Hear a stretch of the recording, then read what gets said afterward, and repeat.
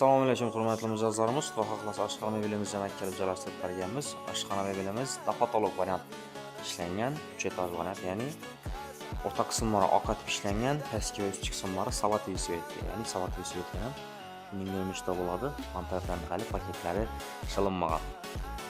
Kirmashin ham xodimliklarini, ham gaz plitalarini mebelning ishlarida joylashtirib berganmiz.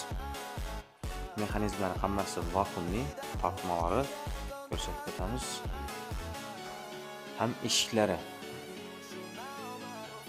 100% vakuumdan ishlangan. Moykalarni esa monofunksiyonal moykadan qo'yib berganmiz. Mana shuning ustida datchiklari ko'rsatib turadi graduslarini. Kimlarga shunday mebellar qiziq bo'ladigan bo'lsa, Davru mebellar murojaat qilsangizlar, sayt narxlarda yasab beramiz. Davru mebel